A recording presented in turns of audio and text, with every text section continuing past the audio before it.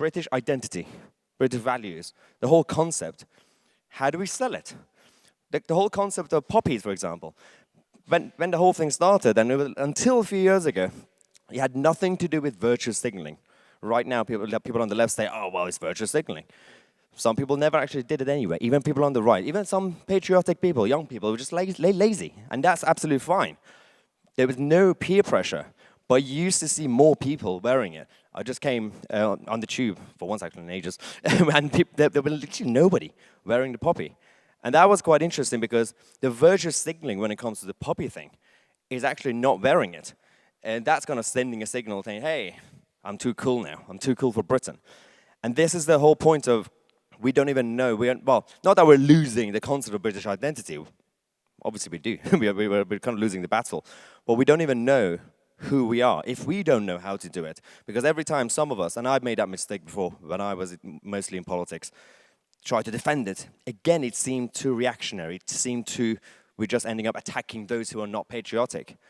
And this is why when I defend it, people on the left say, well, you're an Uncle Tom, you're a coconut, which makes no sense because technically my skin color is not that dark. And secondly, not me specifically, but if you tell other Persians, because my background is Persian, that they get offended for a different reason because they believe that they were the early civilization and they think the white people is actually inferior. So you're like, wait, are you actually claiming that I'm also white? No, we don't like it. But this, again, goes back to my background as well. Why I do what I do is my mother was a political refugee from Iran. She didn't have a dinghy. She actually was saved by the British embassy in Iran.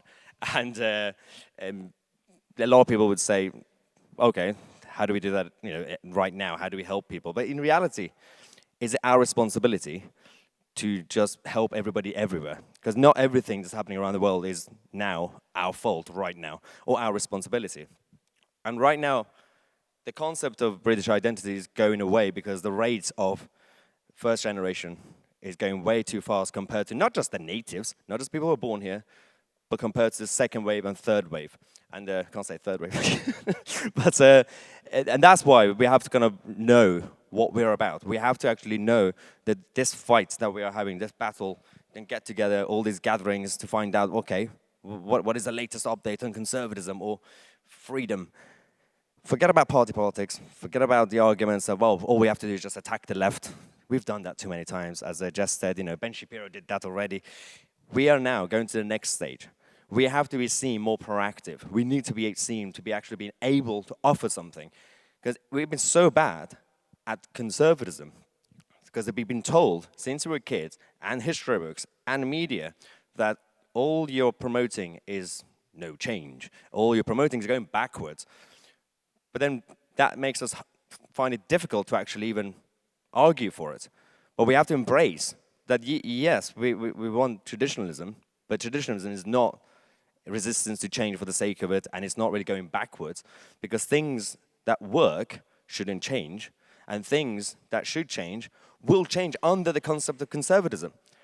Conservatism is actually ends up being more progressive, actually progressive in a natural way, in an evolutionary way, when needed.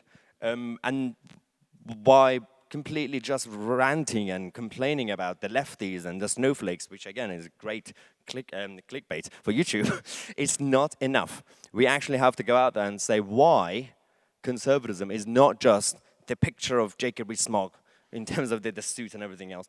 We have to actually make it sexy. We have to make it cool.